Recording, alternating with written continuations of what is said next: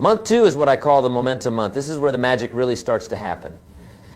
The habits you established in month 1 are starting to feel more natural. The resistance you faced initially is starting to weaken. You're beginning to see some results, some progress, some forward movement. And progress, no matter how small, is incredibly motivating. During month 2, you want to build on the foundation you established in month 1. If you were reading for 10 minutes a day, maybe you increase it to 15 or 20 minutes. If you were walking around the block, maybe you start walking for 2 blocks, or you add a light jog. The key is gradual progression, not dramatic leaps. Remember, we're building a lifestyle, not just achieving a temporary result. This is also the month where you want to start surrounding yourself with the right influences. Jim Morrison said, "You become who you spend time with." If you're spending time with people who complain, criticize, and make excuses, guess what? You'll start complaining, criticizing, and making excuses. But if you surround yourself with people who are growing, learning, and striving to become better, you'll be pulled up by their example. Start reading books written by people who have achieved what you want to achieve. Start listening to podcasts by experts in your field. Start attending seminars, workshops, conferences. Start associating with people who are where you want to be. Your network determines your net worth, but more importantly, your associations determine your aspirations. You cannot rise above the limitations of your associations. During month 2, you'll also want to start tracking your progress more deliberately. What gets measured gets improved. Keep a journal of your daily activities, your thoughts, your challenges, your victories. Look back at where you were 30 days ago and celebrate how far you've come. Progress is often invisible on a daily basis, but remarkable over time. It's like watching grass grow. You don't notice the change from day to day, but over time, the transformation is undeniable. Month 3 is the breakthrough month. This is where you start to see significant changes, not just in your circumstances, but in your identity. You start to think of yourself differently. Instead of saying, "I'm trying to eat healthier," you start saying, "I'm a healthy person." Instead of saying, "I'm working on my business," you start saying, "I'm an entrepreneur."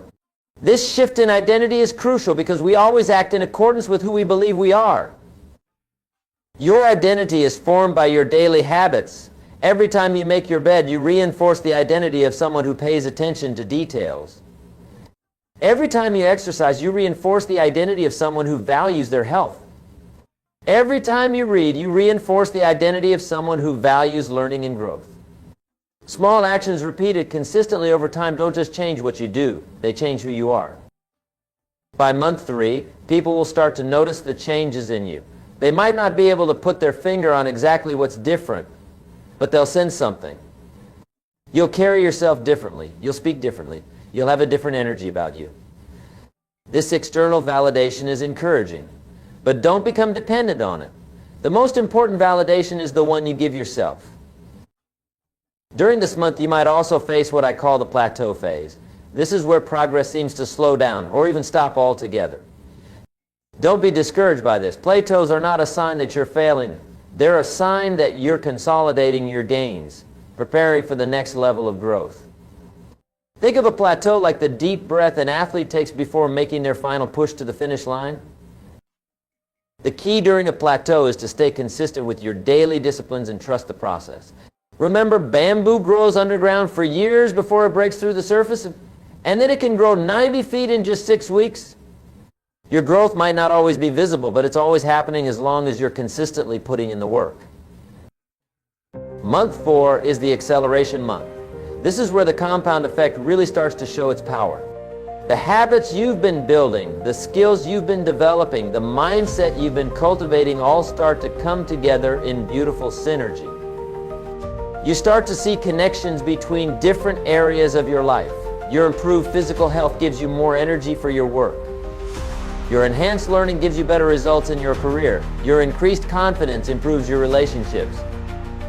This is also the month where opportunities start to appear. But here's an important distinction. Opportunities don't actually increase. Your ability to recognize and capitalize on them increases. You've been developing what I call prepared eyes. You see possibilities that were always there, but that you were blinded before. You have conversations that lead to connections. You notice trends that lead to ideas. You spot problems that lead to solutions. During month 4, you want to start thinking bigger. The person you were 4 months ago might have been intimidated by certain goals or opportunities. But the person you're becoming is capable of more than you ever imagined. This is the time to stretch yourself, to set bigger goals, to take on greater challenges. Don't let your past limitations define your future possibilities. But with greater opportunity comes greater responsibility. You have more to manage now, more to keep track of, more to be accountable for. This is where you need to develop systems. Systems are what allow you to handle complexity without being overwhelmed by it. Systems are what turn chaos into order, confusion into clarity, overwhelming into manageable. Month 5 is the refinement month. By now you've established strong habits, you've made significant progress, and you've started to see real results in your life. But month 5 is about fine-tuning, about taking what's working and making it even better, about identifying what's not working and either improving it or eliminating it altogether. This is when you become more selective about how you spend your time and energy. You realize that not all activities are created equal. Some activities move you closer to your goals, while others just keep you busy. Some relationships energize you and support your growth, while others drain you and hold you back. Some habits serve your future, while others just serve your past.